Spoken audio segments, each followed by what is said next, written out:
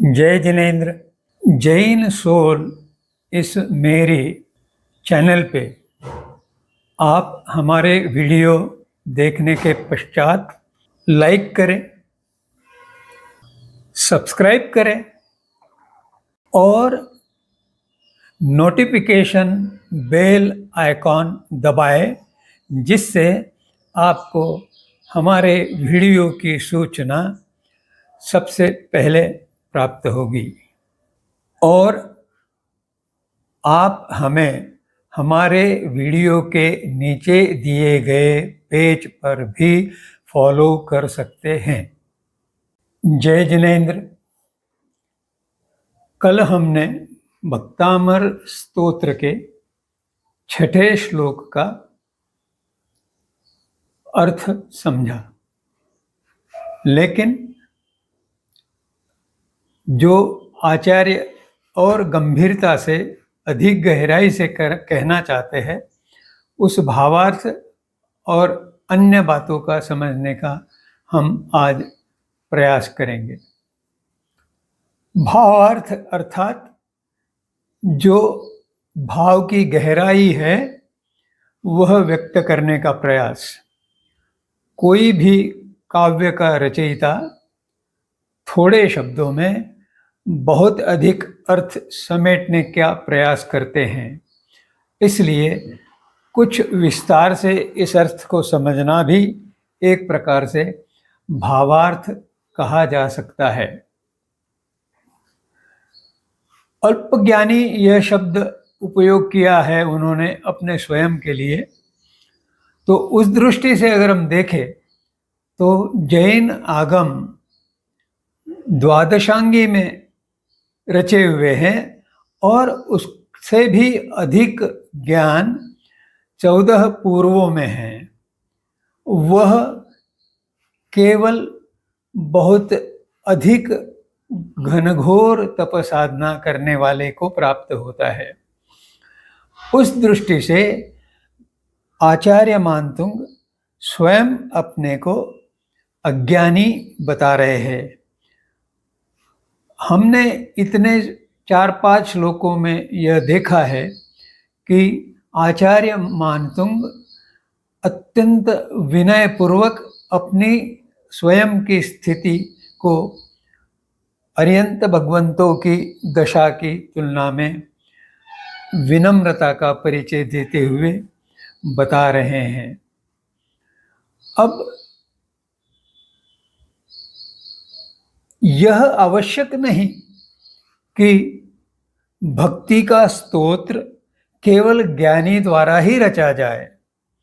अच्छी बात है कि अगर ज्ञानी रचे, परंतु यह अल्पज्ञानी को स्तोत्र की रचना करने में रोक नहीं सकता, रचना करने से रोक नहीं सकता।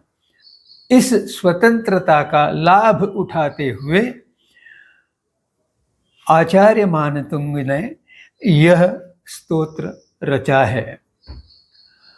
अब जब इंद्र और बृहस्पति अर्थात इंद्रों के गुरु आदि भी विद्वान अर्यंत भगवंतों के सभी गुणों का वर्णन नहीं कर सकते, क्योंकि गुण तो अनंत है और अनंत का वर्णन कभी पूर्ण नहीं हो सकता। ऐसी परिस्थिति में भी अगर कोई जाके अपनी ओर से, और विशेषतः कोई अल्पज्ञानी जाके अपनी ओर से गुणों का वर्णन कर रहा है, तो विद्वानों की स्वभाव में हंसी तो स्वाभाविक होगी, परंतु विनय यह बताता है, विनम्रता यह बताती है कि हम अपने शक्ति का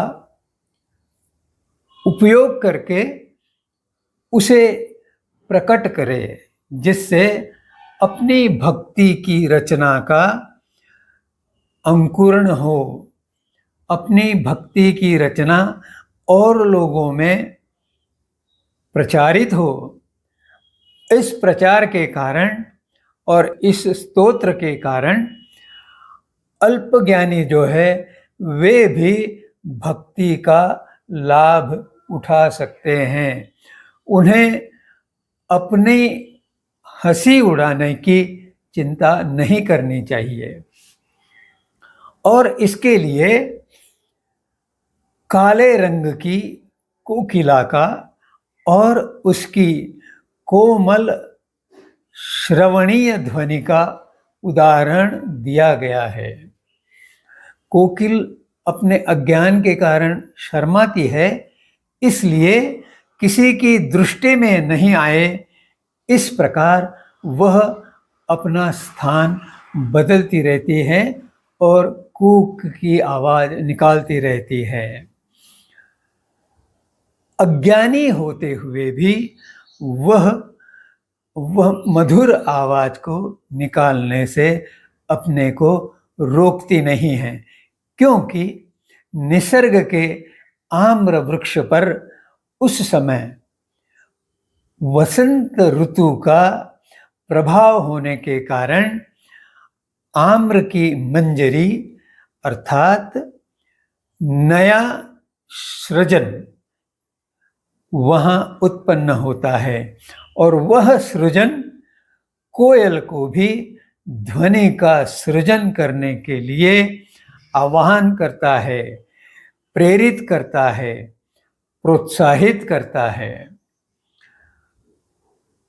आचार्य मानतुंग भी स्वयं अंधेरी कोठरी में बंद है और इस बंद कोठरी में उन्हें एकांत का जब अनुभव हुआ तो उनके मन में भगवान की भक्ति की प्रेरणा जागृत हुई और उन्होंने इस स्तवन की रचना की और भक्ति भाव के कारण यह रचना विश्व के संपूर्ण जैन समाज में प्रसिद्ध है और लोग इसका भावपूर्वक गायन करते हैं। इतना भावार्थ समझने के पश्चात अब मैं इस मंत्र से संबंधित शक्ति का उल्लेख करूंगा। इसका मूल अर्धमागधी मंत्र है ओम ह्रीं अर्हं नमो कुट्ठ बुद्धिणम। पहले चारों शब्दों का अर्थ हमें पता है और कुट्ठ बुद्धिणम का अर्थ है जिनकी बुद्धि में विशाल ज्ञान है ऐसा कोष्ठ, यानी बुद्धि के कोष्ठ जो है वे जिन, ऐसे जिन को अगर हम प्रणाम करें और उनकी भक्ति करें तो वह मंत्र सरस्वती देवी द्वारा विद्या प्रसारक होता है। सरस्वती के कृपा के कारण हमारी बुद्धि का शोधन होता है और हमारी वाणी की शुद्धि होती है। संस्कृत भाषा में एक सुभाषित है मूकम करोति वाचालम, और इसका अर्थ है कि जो बोल नहीं सकते उनके ऊपर भी अगर सरस्वती की कृपा हो गई तो वह बोलने लगते हैं। अब हम इस श्लोक के उच्चार शुद्धि, अन्वयार्थ, शास्त्रार्थ और आत्मार्थ के संबंधी विचार करेंगे। वैसे तो इस श्लोक में कोई अशुद्धि के स्थान की संभावना नहीं है, परंतु एक शब्द प्रथम पद के अंत में जो है परिहास धाम, इसमें म का उच्चारण पूर्ण रूप से किया जाता है, उसे म या धाम इस तरह से उच्चारण करना दोष हो सकता है, इसीलिए म को लाल अक्षर में बताया गया था। अब अन्वयार्थ, चतुर्थ और पंचम श्लोक में भी आचार्य मानतुंग ने विनम्रता का परिचय देते हुए भी अपनी लघु ज्ञानावस्था का समर्थन करते हुए स्तवन की रचना की है और यह कहा है कि यह स्तवन तो अपने आप प्रस्फुटित हो रहा है और इसके साथ भक्ति की उत्कटता जुड़ी हुई है।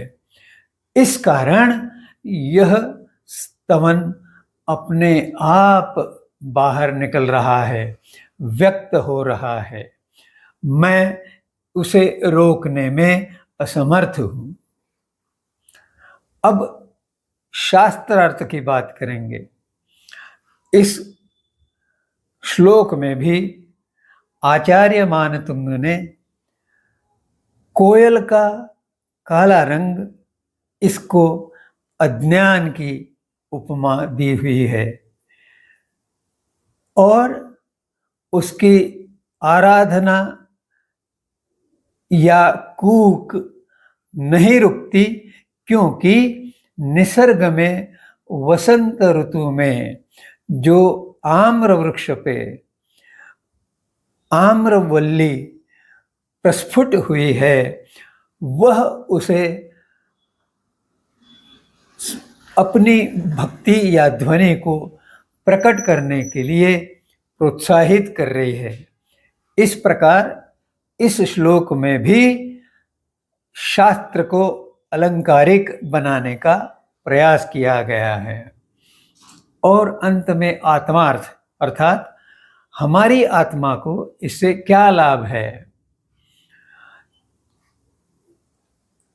मनुष्य जीवन अल्प है, एक जन्म में ही सभी कुछ शक्तियां, रिद्धियां, लब्धियां, सिद्धियां प्राप्त करना संभव नहीं, परंतु समर्पण भाव से अगर संकीर्तन किया गया, नीरव वातावरण में भक्ति भाव से स्तुति की गई, तो निश्रेयस, अतः आत्मा की प्राप्ति का, अर्थात परमात्मा पद प्राप्ति का फल प्राप्त करने के लिए श्रेयस्कर है। यह किसी जन्म में की हुई भक्ति आगे के मनुष्य जन्म में वहां से आगे बढ़ाती है।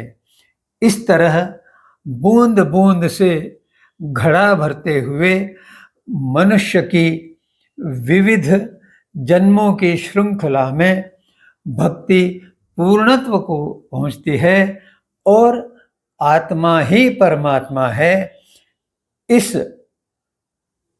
सुभाषित को प्रमाणित करती है। यहीं पर समाप्त करते हुए जय जिनेंद्र।